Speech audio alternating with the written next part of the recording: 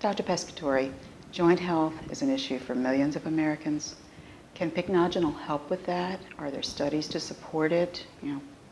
There absolutely what have are. you learned? I mean, there's great studies to support the use of pycnogenol in joint health. Okay. And again, pycnogenol being this wonderful super antioxidant that has so many different properties, works on multiple levels. And the studies looked at many different things. So it looked at what's the main thing people complain about: joint pain, mobility issues, that sort of thing. So there's studies stiffness, that, stiffness, all of that. And there's an entire index score that's very standardized that they use in clinical trials for pharmaceutical drugs as well.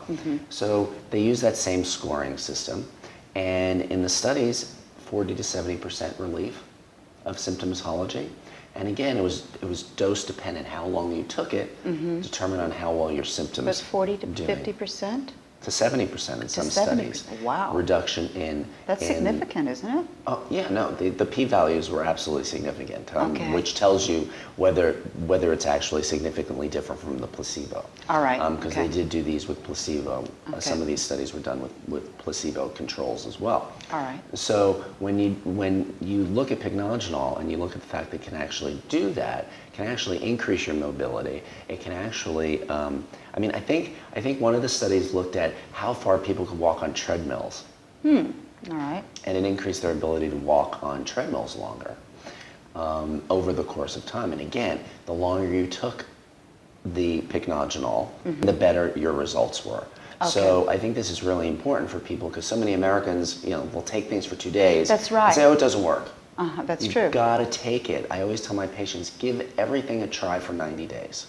All right. 90 days. If it doesn't work by 90 days, probably it's not going to work for you.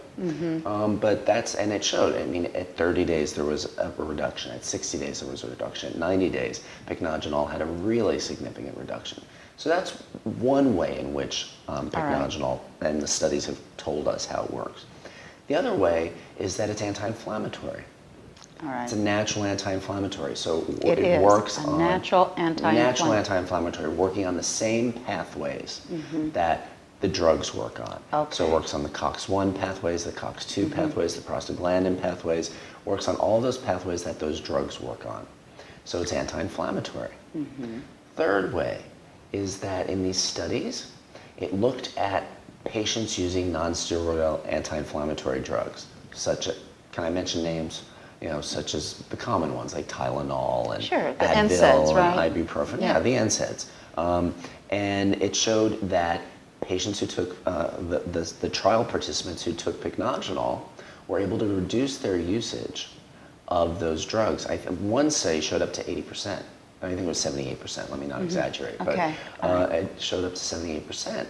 Reduction in the use of non-steroidal anti-inflammatory medications, which is terrific. Yes. Because non-steroidals cause ulcers, they cause Erosions, GI right? upset, they cause esophagitis, which can lead to cancer. Non-steroidal, it's the leading cause of liver failure in the United States is the use of non-steroidal anti-inflammatory medications, and they are the most commonly used drugs in this country. And they're everywhere.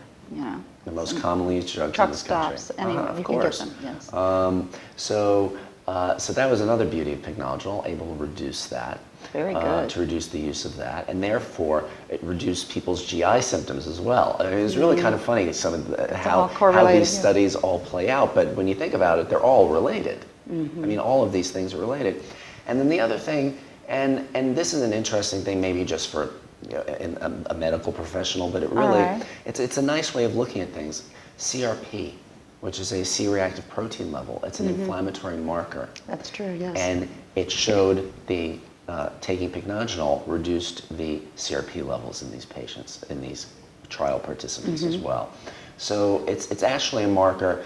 I like blood markers because it's actually patients can actually see, oh, my CRP level's going down. That's terrific. A great feel visual. better. Yes. It's a great thing to show people, especially if you've got scientific-minded people or engineers or something like that need those. They need something validated. They need it on paper. Oh, just because I feel better doesn't mean anything. I need to see numbers. I need to see results. All right. Well, now pycnogenol gives you one. Excellent. So it gives you a great visual. story of what's going on in your body, right? Yes, I mean that's a marker for what's going on inside, because we always like to have, physicians need some ways of monitoring what's going they do. on, and just having relief. While that's all well and good, we also like to see something that's biochemical too. I don't know why, call us crazy, but we like to see biochemical things too. We don't care whether you're feeling better. Biochemical, that'll tell us whether it's working or not. And pycnogenol, like I said at the very beginning, increases joint mobility, and decreases the use of NSAIDs, and decreases the CRP level. Pretty amazing. Quite a combo, yes. Yeah, for a natural product. For a natural product. Natural product made from a pine tree. Pretty remarkable. Thank you so much, Doctor. My pleasure.